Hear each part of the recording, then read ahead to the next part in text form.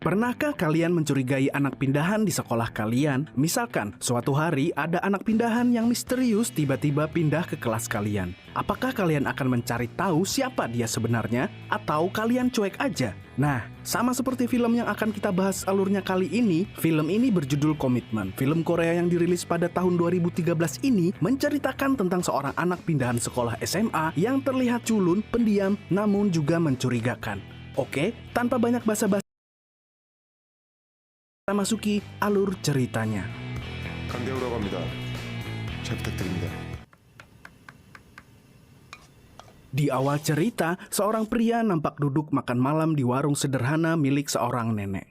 Mereka nampaknya saling mengenal dan bicara dengan kata-kata yang hanya dikenali oleh para agen rahasia. Setelah makan, menunjukkan foto anak laki-laki dan perempuan yang ia sayangi dan kemudian berpamitan, pria parubaya itu bergegas pergi. 거기 가면 애인들이랑 잘 살으라. 가라. Tak lama kemudian, dia dikejar sekelompok polisi.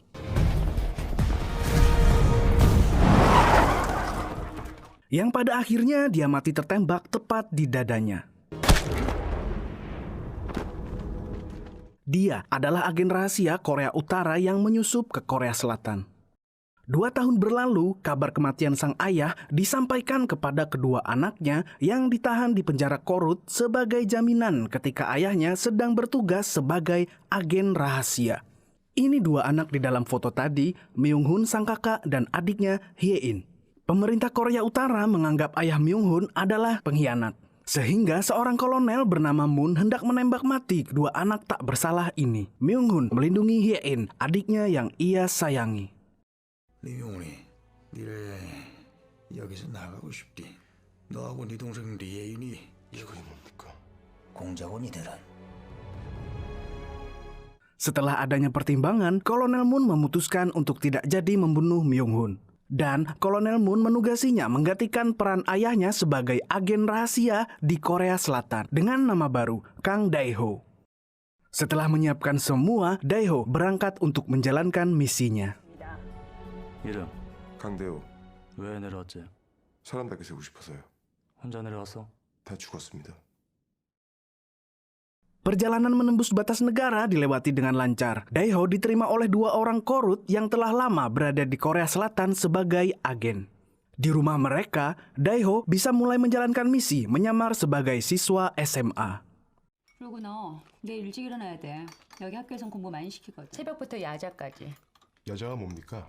Singkat cerita, keesokan harinya Dae-ho berangkat ke sekolah. Setelah perkenalan sebagai anak baru, dia duduk di bangku paling belakang bersama seorang anak perempuan. Tak lama berselang, sekelompok anak laki-laki yang sok jagoan mendatangi anak perempuan itu. Mereka sepertinya sudah biasa jadi tukang ganggu dan bully siswa lain. Dae-ho tetap mencoba cool dan tidak begitu menggubris geng bully itu. Ia malah memperhatikan anak perempuan di sebelahnya. Ternyata namanya adalah Lee Hye-in, persis nama adiknya. 어떻게 생각하냐? Scene berganti, Dae-ho sudah diserbu dan dipojokkan oleh geng bully di atas balkon. Dia dipukul tepat di wajahnya sampai bibirnya berdarah. Tapi Dae-ho tetap dingin tak bergeming. Dompetnya ditarik paksa dan mereka menemukan foto keluarga Dae-ho, ayah dan adiknya yang cantik. Geng bully terus mengoloknya sebagai anak blasteran Cina Korea yang dianggap rendahan. Ketika posisi Dae-ho semakin tersudutkan, Pak Guru datang menyelamatkannya. Dae-ho kemudian berjalan pergi, sampailah ia di lorong ruangan tari dan balet. Lee Hye-in nampak sedang mengintip dari luar, dan Dae-ho menghampirinya. Dan si cowok kaku serta pendiam itu tiba-tiba bicara kepada Hye-in. 너한텐 왜 그러는 거야? 이유 같은 거 없어. Ketika ada di kelas, ada hukuman bagi siswa yang terlambat, termasuk Hye-in dan Dae-ho. Geng bully bersikap seperti sok-sokan dan terus membuli si anak baru. Tanpa protes, Dae-ho membersihkan jendela dengan tekun. Sementara Hye-in mulai senyum-senyum sendiri memperhatikan keseriusan Dae-ho.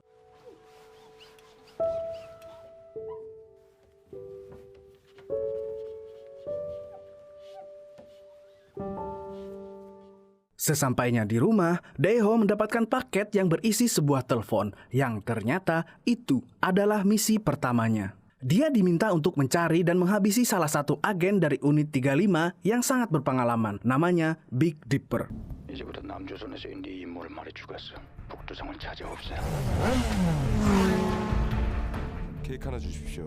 장식. 저는 넉넉하게 넣습니다.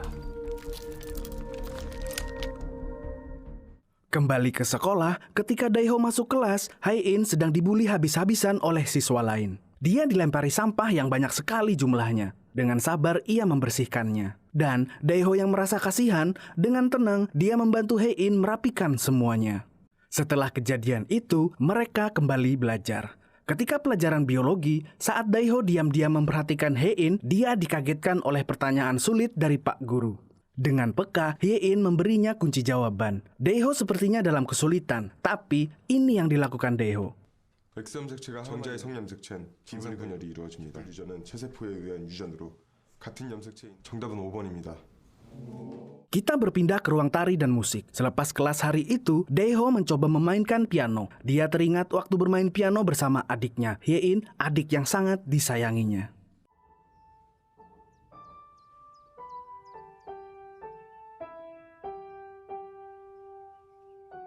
Tiba-tiba, Hae-in masuk dan Daeho kaget dan berhenti bermain piano. Kemudian, dia pergi meninggalkan Hae-in. Ternyata Hae-in menyukai tari balet. Ketika dia sedang berlatih, geng tari masuk dan mulai membulinya. Dari luar, Daeho mendengarkannya. Meski berseragam SMA dan berstatus pelajar, Daeho tetaplah agen rahasia. Sepulang sekolah, dia kembali menjalankan misinya untuk mencari agen Big Dipper. Dengan Ducati monsternya, Daeho beraksi. Perburuan yang seru pun terjadi.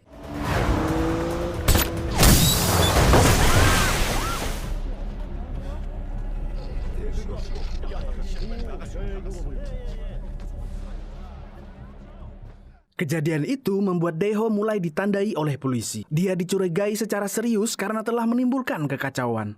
Daeho mencoba menenangkan dirinya. Menjadi orang lain memang melelahkan. Usai berlari-lari di lapangan untuk melepas penat, dia duduk sendirian menatap foto ayah dan adiknya.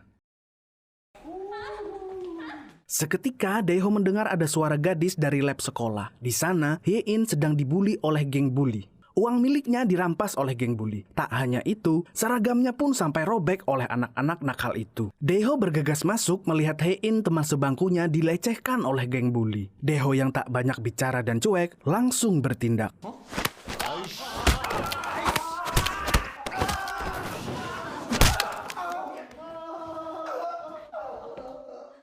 Keesokan harinya, sikap dingin Daeho sebagai seorang agen mata-mata tak lagi bisa ia sembunyikan. Dalam situasi tegang diburu polisi, Daeho jadi sangat waspada terhadap serangan apapun, termasuk serangan yang ini.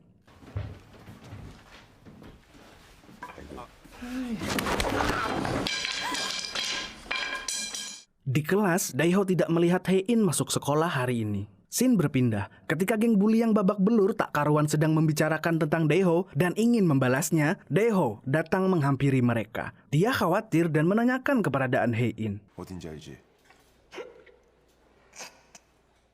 Daeho pun sampai mengunjungi tempat bekerja part-time Hae-in. Dia terus mencari temannya itu kemana-mana. Dalam kebingungan akan keberadaan Hae-in, sepulang sekolah, Daeho dikagetkan oleh suara yang memanggil namanya. Ternyata itu Hae-in. Dengan rambut barunya, Hae-in mendatangi Daeho. Daeho nampaknya berusaha menyembunyikan kekhawatirannya dengan tetap bersikap dingin berjalan pergi. Tapi Hae-in menahannya. Hae-in meminta bantuan Daeho. Apakah itu? Mari kita saksikan sendiri. 부탁 하나 하자. 오빠!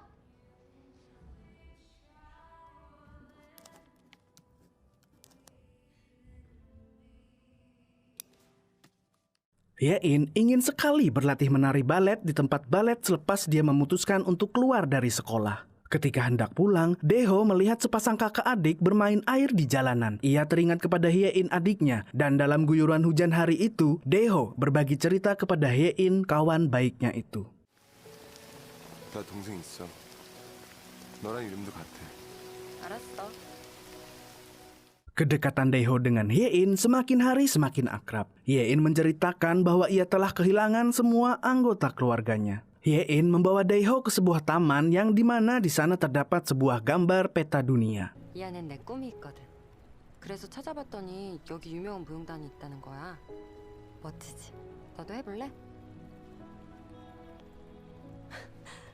Singkat cerita, malam semakin larut. Ketika Daeho pulang ke rumah, orang tua angkatnya sudah mati di tangan Big Dipper. Bukannya pergi, Big Dipper malah menunggu kedatangan Daeho. Dengan santai, agen rahasia yang sudah sangat berpengalaman itu duduk bersiap menghadapi seorang remaja yang baru datang ke Korsel untuk menjalankan misi. Big Dipper meremehkan Daeho, yang ia kira hanyalah seorang bocah SMA. Tapi Big Dipper salah menilai anak ini.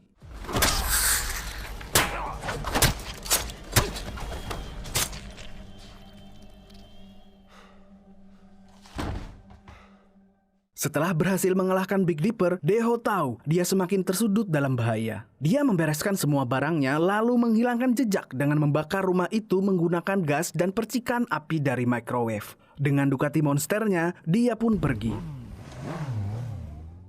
Daeho pergi ke suatu tempat. Ya, warung nenek yang kita lihat di awal cerita. Warung ternyata sudah mau tutup dan tidak menerima pelanggan lagi. Tapi ketika Daeho mengucapkan sebuah kode rahasia, 약국이 문을 닫았습니다.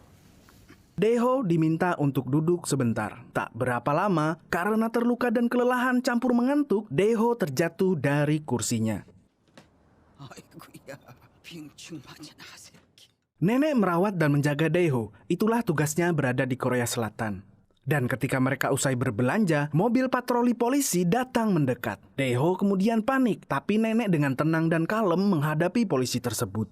Tugas nenek berada di sini adalah memastikan semua agen terawat dan tetap hidup. Untuk Daeho lah nenek bertahan di tempat yang berbahaya itu. Ketika Daeho menceritakan keluarganya dan menunjukkan sebuah foto, nenek pun tersadar bocah ini adalah anak dari seorang agen yang dulu datang ke warungnya. Waktu berlalu, Daeho yang sudah pulih mendapatkan misi baru sekaligus misi terakhirnya. Kolonel Moon memintanya merebut sebuah barang penting yang telah direbut oleh agen lain. Sebagai imbalannya, dia bisa bertemu kembali dengan adiknya. Sambil menonton video dari adiknya, kerinduan dan rasa sayang pada Hye-in membuat Daeho mengiyakan misi yang sangat membahayakan nyawanya tersebut. Sebagai agen rahasia yang masih muda, mahir menjalankan misi, Daeho masuk ke area musuh dan berusaha merebut barang yang diinginkan oleh Kolonel Moon. 물건 시가 300억입니다.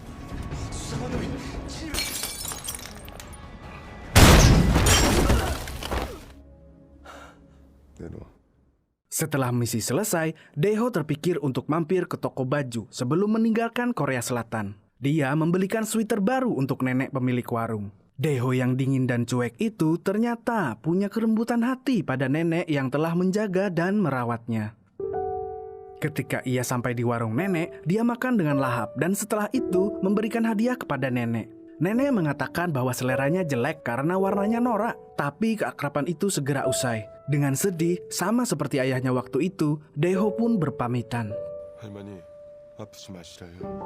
나 신경 쓰지 말고. Satu lagi orang yang ingin Daeho kunjungi. Dia mengunjungi tempat Hye-in berlatih menari balet dan ia berpamitan kepada Hye-in. 가끔 연락할 거지? Setelah itu, ia berada di taman bergambar peta dunia. Dia memindahkan permen karet yang dilemparkannya kemarin dari lautan Pasifik ke atas tanah Korea Utara. Ya, dia ingin pergi ke sana. Adiknya yang ia sayangi memang berada di sana. Scene berganti. Dengan membawa barang yang diminta Kolonel Moon, Daeho akan menyeberang laut dengan menggunakan sebuah kapal. Tapi ternyata pemilik kapal yang akan mengantarkan Daeho adalah seorang agen rahasia juga. Dengan tiba-tiba orang itu menusuk Daeho. Ia tidak terima jika Daeho membawa barang berharga itu dan berhasil kembali ke Korea Utara. Perkelahian yang terjadi membuat Daeho terluka.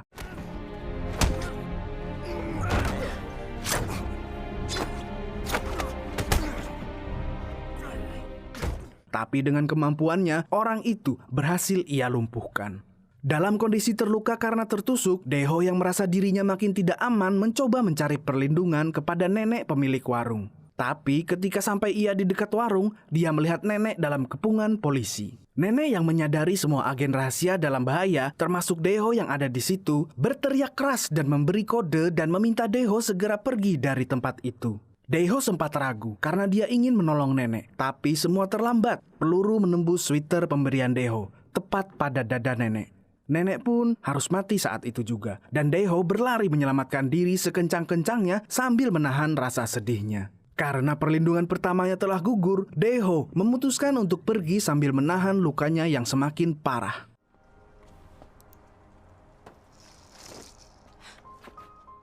Dae-ho datang kepada orang yang tepat. Hye-in dengan sangat perhatian merawat Dae-ho yang terluka. Ketika sedang menemani Dae-ho yang beristirahat, berita dalam televisi membuat Hye-in tahu siapa Dae-ho yang sebenarnya. Sementara itu, pemerintah Korsel menerapkan aturan keras dan menindak semua orang korut yang dicurigai sebagai mata-mata. Semua harus dimusnahkan. Dalam keadaan yang sangat genting itu, Kolonel Moon kembali menelpon Dae-ho. Ia menganggap Dae-ho telah berkhianat dan sengaja tidak pulang membawa berlian itu. Walaupun kenyataannya bukanlah demikian, dengan licik, Kolonel Moon merencanakan pertukaran dengan Dae-ho. Berlian itu ditukar dengan keselamatan Hye-in, adik Dae-ho yang dibawa ke Korsel. Ini melibatkan adiknya, dan Dae-ho benar-benar tidak bisa tinggal diam. Dae-ho lalu pergi diam-diam meninggalkan Hye-in, dan meninggalkan foto keluarga serta secarik surat yang sangat penting. Penasaran isi suratnya? Akan saya bongkar di bagian akhir kisah ini.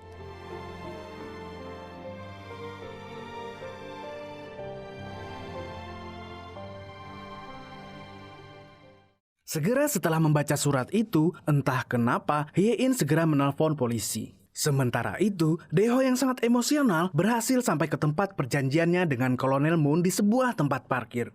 Dae-ho kaget, sedih campur marah melihat adiknya disandra oleh agen mata-mata anak buah Kolonel Moon.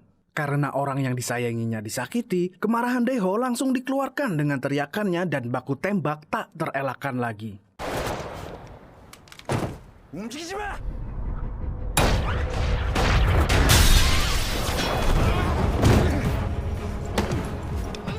Sebagai seorang kakak yang sangat mencintai adiknya, Dae-ho mencoba menyelamatkan adiknya. Ketika adiknya dibawa pergi, Dae-ho mengejarnya dengan sekuat tenaga. Sampai akhirnya, polisi mampu mengamankan Hye-in. Dae-ho pun memilih untuk lari menyelamatkan diri dari kejaran polisi bersenjata.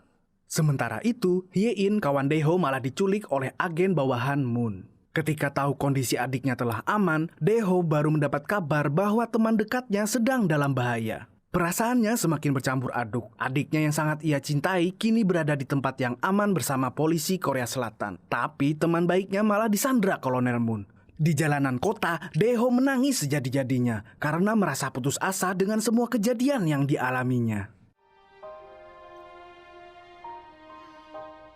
Tapi Dae-ho tetaplah Dae-ho. Meski menangis, jiwa pembunuh berdarah dinginnya masih menyala. Dia mendatangi markas Moon seorang diri untuk menyelamatkan sahabatnya Hye-in. Dan inilah yang terjadi.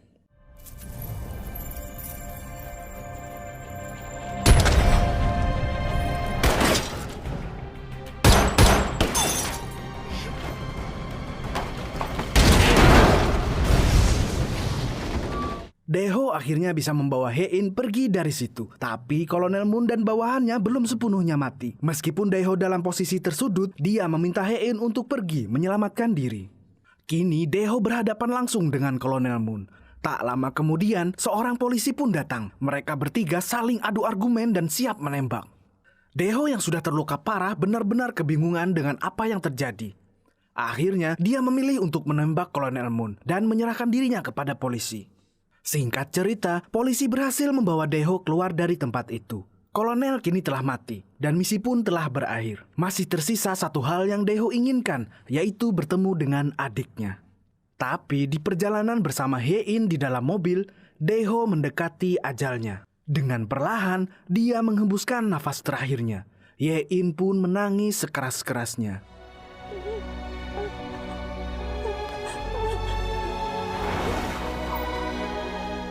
Anak sekolah yang awalnya diremehkan ternyata agen rahasia asal korut yang profesional itu pun pergi untuk selamanya. Tapi dia mati dalam keadaan bahagia karena telah memastikan Hye-in adiknya dan Hye-in teman dekatnya selama hidup di Korsel yang sangat ia sayangi selamat dan tetap hidup. Waktu berlalu. Di musim dingin itu, Hye-in temannya Dae-ho menjumpai Hye-in adiknya Dae-ho. Kedua Hye-in ini berjalan-jalan berdua sambil bercerita tentang Dae-ho, pahlawan mereka. Sementara mereka berjalan, terdengar suara Dae-ho yang membacakan suratnya yang waktu itu ia tinggalkan di rumah Hye-in. Terima kasih telah menerimaku apa adanya. Terima kasih telah ikut menjaga adikku ketika aku dalam bahaya. Bersama Hye-in, Dae-ho menemukan jati diri sebenarnya sebagai Myung-hun. Dan film pun tamat.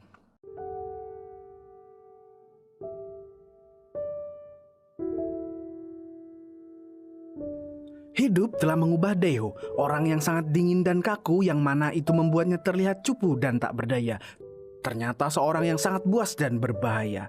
Kemampuan bela diri dan kecerdasannya menjalankan misi semakin luar biasa karena kekuatan cintanya pada Hye-in, pada ayahnya juga pada nenek. Kadang memang kemampuan terbaik seseorang akan keluar kalau dirinya berada dalam situasi sulit. Terutama kalau orang yang terkasih disakiti. Meskipun akhirnya harus mengorbankan diri sendiri. Oke, sepertinya masih ada film-film Korea yang gak kalah seru dan inspiratif. Maka dari itu, like, comment, share, dan subscribe jika kalian suka. Sampai selanjutnya, Kamsia.